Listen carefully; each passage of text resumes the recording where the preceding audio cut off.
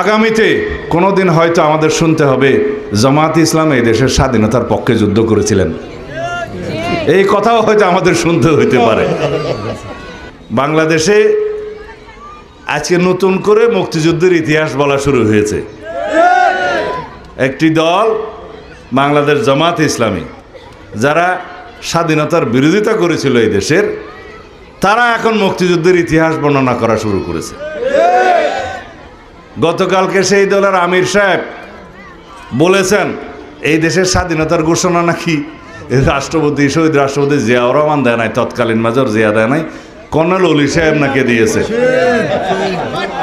যে সমস্ত প্রলাপ বকা শুরু করেছে এটা অস্বাভাবিক না, কারণ যারা বাংলাদেশের স্বাধীনতার বিরোধিতা করেছিল তারা বাংলাদেশের স্বাধীনতার ইতিহাসকে বিকৃতি করবে, এটাই স্বাভাবিক।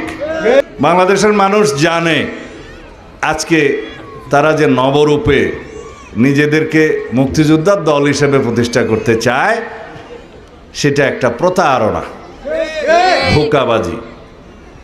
এবং তারা বলছে তাদেরও নাকি একজন মুক্তিযোদ্ধা আছে, একজন মুক্তিযোদ্ধাকে তাদের জোটে যোগদান করিয়েছে এবং অন্য কথায় বলতে গেলে ভাড়া নিয়েছে বলে তারা সাইনবোর্ড দেখাচ্ছে তাদেরও একটা মুক্তিযোদ্ধা আছে, এবং সেই মুক্তিযুদ্ধকে তারা বাংলাদেশের স্বাধীনতার ঘোষকও বানাচ্ছে।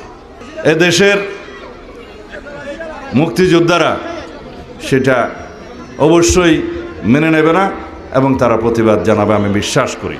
এদেশের সকল জনগণ, দেশপ্রেমিক যারা স্বাধীনতার পক্ষের শক্তি, তারা প্রতিবাদ জানাবে, আমরা জানি। একটা রাজনৈতিক দলের একজন কর্মী হিসাবে আমাদের দায়িত্ব বাংলাদেশের স্বাধীনতার ইতিহাস নিয়ে যারা বিভ্রান্তি সৃষ্টি করতে চায়, মিথ্যা তথ্য দিতে চায়, স্বাধীনতার ইতিহাসকে যারা বিকৃত করতে চায়, তাদেরকে ধিক্কার জানানো, নিন্দা জানানো। আমি খুব শালীন ভাষায় সেই নিন্দাটা জানালাম, তীব্র প্রতিবাদও জানালাম দলের পক্ষ থেকে।